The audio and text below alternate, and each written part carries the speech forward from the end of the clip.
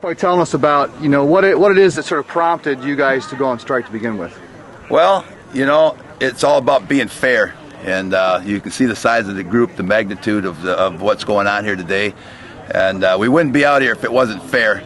Not fair for me, not fair for my family, not fair for the workers, not fair for the owner, not fair for the company or the customers. But what it was is 11 months of negotiations. We were tied up with management, and they wanted pretty much staying on what they wanted. They wanted $6 an hour concessionary wage cut. Top that together with the fact that I've had, since the year 2000, none of the guys have had much more than a 50-cent raise. We tried to negotiate with them back and forth, and every time we were told, just find a different job. Get a different job. Get a different job over and over.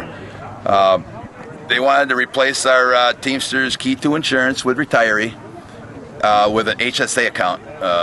$1,200. Each member would have to pay $1,200 up front to cover the initial cost to get started, and then out of pocket would be $4,000 on a single, $8,000 on a family. But the thing of it is we can't afford. We can't have Walmart insurance. I can't have it. I mean, we have to have insurance, good insurance. So we sat there with that and went back and forth. And in meeting number 14, they sent a letter to the mediator and told the mediator that this committee, thought this committee didn't want to bargain. So we came back in there and in the next meeting, and we whacked out $3.26 out of it, and we're willing to give it back. And we're still told $6 or nothing. Really? In fact, the matter is, we were told take the $6 or strike. Wow. So that's where we're at. That was where we're at with it. And you couple it up with a lot of other things they wanted to take away. They want to make 2 weeks vacation top. That would be taking 3 weeks away from everybody hired after 1986. Before 86 would take 3 weeks vacation away from them. It'd take 2 weeks away from everybody else for a maximum of 2 weeks vacation. Overtime over 8 would have been gone. All winter long we'd be working for straight time because they'd be sending you home. So the magnitude of it's really huge. Time you take and figure in if somebody does get sick and they have to have that money out of their pocket. People are struggling right now at a time when they're struggling. This could bankrupt a lot of people. They could lose their homes on one illness. I got pit people that work seasonal that make $25,000 or less. And so that's, to me, it's way too steep. They started right out like that, and I think their intentions from the get-go was to push us out on strike so they could get rid of the union.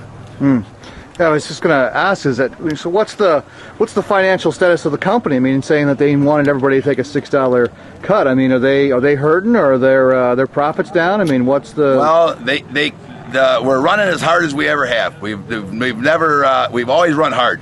We're always busy. So you take busy with not making money, and you got to think what's wrong with this pitcher. And I can tell you what's wrong with this pitcher. They lost a lot of their operating cash because as they were making millions of dollars, they went ahead one day and were sitting there and said, hey, the real estate market's going wild. Let's make millions more.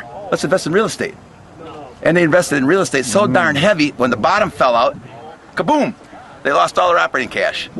And so what they do is they come back on us. They want us to fix the problem, but we're not willing to fix the problem. Get rid of the land, cut your losses, move on.